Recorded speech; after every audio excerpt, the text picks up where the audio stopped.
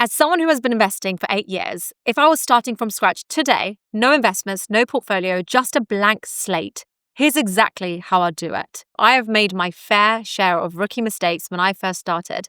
And if I could go back, I would do some things very, very differently. So in this video, I wanted to walk you through the 7 key steps I would take if I was starting to invest from scratch today. By the end of this video, you'll know exactly how to A, build unshakable confidence as a new investor, B, avoid the traps that trip up most beginners, and C, have set yourself up for real financial freedom starting right now. And by the way, if investing is your main priority in 2026, I'm hosting my second completely free live workshop in less than a few weeks, teaching you everything from how to invest, what to invest in even more detail than I'm going to go through in the next 15 minutes. It's completely free. You can sign up at nischa.me/invest or click the link in the description to sign up before the doors close. So starting with step 1, and that is get your financial house in order. Here's a stat that might surprise you. Nearly 40% of adults can't cover a $400 emergency without borrowing money.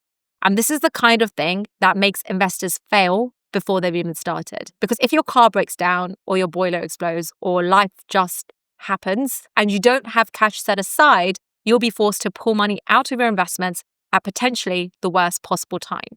That's why if I was starting from scratch today, I wouldn't open up an investment account or buy any stocks until I got the basics right. It's so easy when you start investing to make the classic mistake of thinking you could skip this step, especially when you have people around you who are well on their way to making 6-figure or having 6-figure portfolios, or you see loads of YouTube videos with other people in their portfolios which are 6 or 7 figures. And sometimes it makes you feel like you're so desperate to catch up with these other people that you start throwing as much money as you can into the stock market, not just from your income, but from your savings too.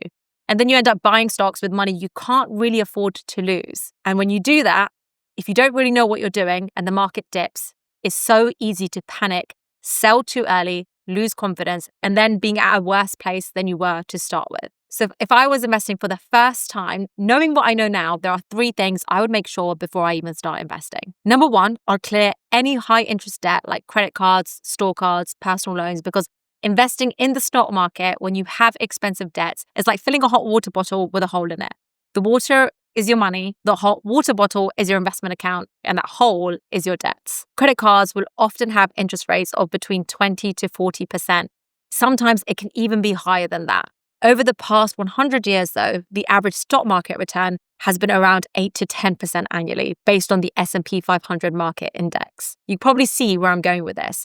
You keep investing more and more money, but at the same time, you're losing money faster than your investments can grow and getting burned in the process. You always want to clear off your high interest rate debt before you start to invest. You will be financially better off by doing so. Number 2, I'd build an emergency fund. You want at least 3 to 6 months of essential expenses in a high interest or high yield savings account that's easy to access. If you really are so keen to start investing straight away, this might not be the thing you want to hear, but it is an essential step on your road to financial freedom because it'll help you sleep soundly at night and make better decisions when you're finally ready to start investing. And then number 3, I'll make sure my income and spending are stable. That means just knowing exactly how much I can invest every month without putting myself under pressure. Because the thing is, when your basic financial needs are covered, you can actually stay calm during market dips because you don't have this urge to sell. You can ride out any chaos and you could just let time do the heavy lifting for your investments. So if you are at a stage where you're paying off debt or building that emergency buffer, don't see it as delaying your investing journey. Just see it as level 1 of your wealth building plan, because once your financial house is in order, you'll be ready to start investing with confidence and actually stay invested long enough to see real results. Step 2, that is define your goals and time horizon. Less than a third of investors have any specific long-term goals in mind when investing, according to a survey of 1,000 investors done by the FCA. And honestly, that doesn't really surprise me. A lot of people start investing because they've just heard it is the smart thing or the right thing to do, but they never really step back to think about what they're investing for. They might open an investing app, they might pick a few random funds, maybe a trending stock or 2, and they just hope for the best. Then if the market dips, they hear rumors of a crash on the news, or they need money for a short-term expense, they sell. So if I was starting from scratch today, the first question I would ask myself is, what am I actually investing for? Is it to retire early? Is it to help me buy my dream home? Is it to travel the world? Because your goals will dictate everything from the type of account you use, the amount of risk you take, and how you handle the inevitable ups and downs along the way. I've got an upcoming video on what to invest in depending on your life goals, because different assets are better depending on how long you're investing for. That is coming up in one of the upcoming weeks. So make sure you're subscribed so you don't miss it. When it comes to what you should be saving in cash and what to invest, so first, consider your short-term goals. If you need the money within the next 5 years, say for a house deposit or another big life event, keep that money in cash. Investments tend to outperform savings in the long term, but in the short term, it can be a bumpy ride. Next, you've got your medium to long-term goals, which I consider to be 5 years plus away. With those goals, invest it, because the longer your money stays invested, the more the short-term fluctuations in the stock market even out and the higher your chances of building real wealth. So for example, we can see how much better an investment in global shares will have performed than cash since 2000 in this graph here. There's been a huge difference in performance over the last 5 years alone. Between 30th April 2020 to 2025, 2,666 invested in global shares grew to 4,926, while 1,508 in cash grew to just 1,714 over the same period. That is why you want to keep your long-term savings in investments. By the way, we're going to cover how to invest in the rest of the video, but there is so much more to it that takes far longer than 15 minutes. So if you want to take this even further, I'm hosting a completely free workshop. I held this workshop in November and over 35,000 people registered.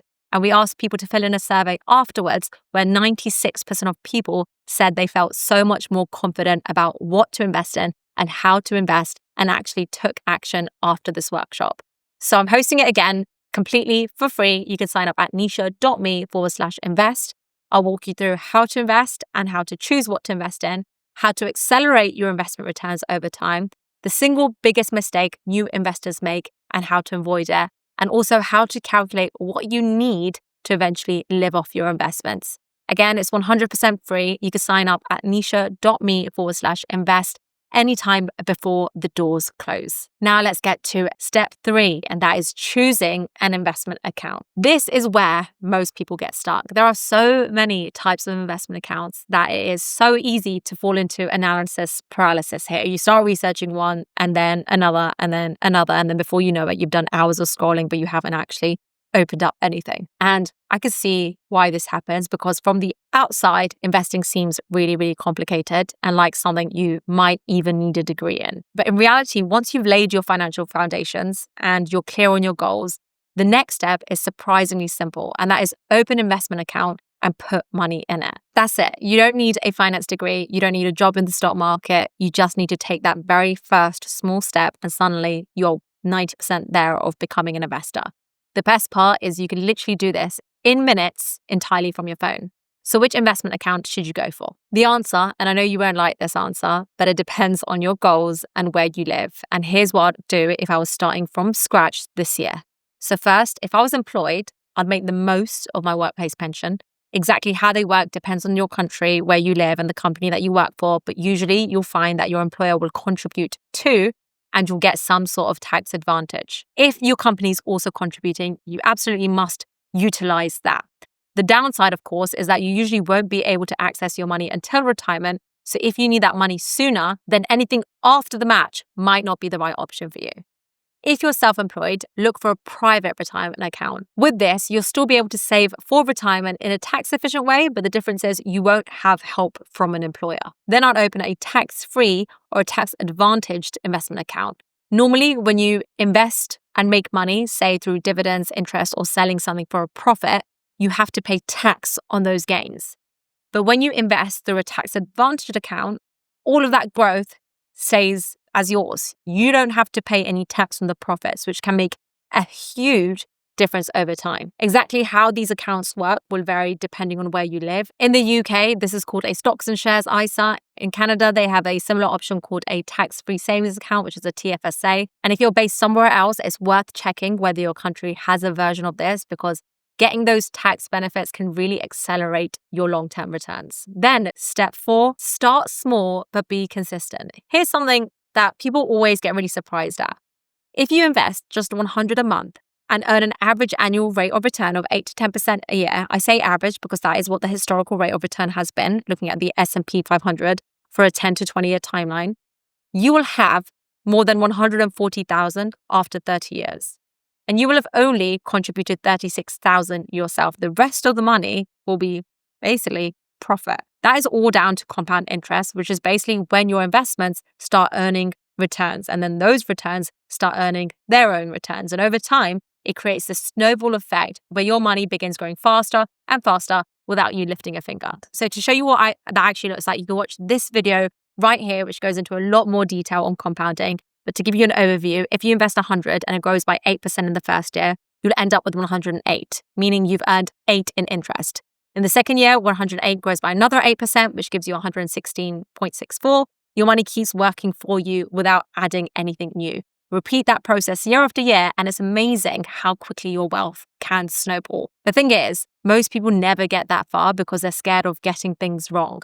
In a survey from Barclays, 44% of respondents said a lack of knowledge was the main factor stopping them from investing, and 41% said they were scared of losing money. If you feel the same way, I understand why. If you've never invested before, the stock market can seem really technical and really intimidating. But if you start small and you're consistent, and most importantly, you follow the next tip, you're very unlikely to actually lose money over the long run. And that leads me to step 5, which is diversification. So let's imagine one of your New Year's resolutions is to eat a more balanced diet. You wouldn't then fill your plate with just pasta or just salad or nothing but chicken. You'd mix it up a bit. So you're full, you have lots of energy, you get all the right nutrients. If you only eat one type of food, you might start feeling a bit sluggish or a bit unstable, and you'll struggle to meet those health and fitness goals. Investing works in a pretty similar way. If your entire portfolio is made up of just one type of investment, say tech stocks or crypto, it might look exciting, but it's not exactly balanced. And when that one industry or that one company takes a hit, it throws everything off course. That's where diversification comes in. It's the financial equivalent of having a balanced plate. You want a mix of investments that work together. So if one performs badly, the others can help keep things stable. So if I was starting from scratch today, I'd keep it very, very simple. Rather than trying to guess which companies would perform best, I would invest in index funds. This is simply a collection of investments that track the performance of a whole market, like the S&P 500, which includes 500 of the biggest companies in the US. So instead of betting on one company doing well, you're automatically investing in all of them all at once. And the great thing about index funds is that they make it really easy to diversify your portfolio in a cost-effective way.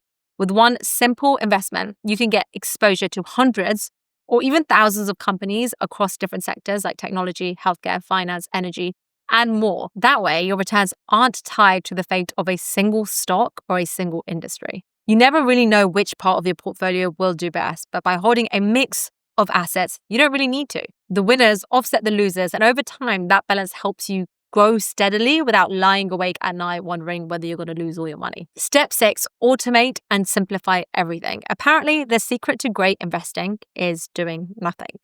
Fidelity once found that their best performing funds were the people who'd either forgotten that they had an account or they had passed away. And that's a funny thing about investing. The people who check their portfolios the least often tend to make the most amount of money. Now, I'm not saying you should forget about your investments and completely forget that they exist, but it goes to show that the less you tinker, the better you'll usually do. So if I was starting from scratch today, I would automate as much as possible. What does that mean? That means setting up a monthly transfer from my bank straight to my investment account, ideally straight after payday before the money has a chance to get spent on anything else. This does 2 things. First, it makes investing consistent. You're not relying on willpower or timing. It just happens automatically. And second, it protects you from your emotions. When the markets drop, you don't have to decide whether to keep investing. The system does it for you. So think of it this way. When you automate your investing and you avoid all the doubt and the fear that comes with investing, you won't waste time thinking, oh, is now a good time to buy? Or maybe I should wait until after the next election. Instead, you'll be investing without having to think about it. You'll be able to get on with your life while your portfolio continues to grow in the background. Many platforms let you set up a regular investment plan into your chosen fund each month, so you don't have to log in and overthink it and accidentally talk yourself out of doing anything. In fact, some of these investment platforms are linked in the description below.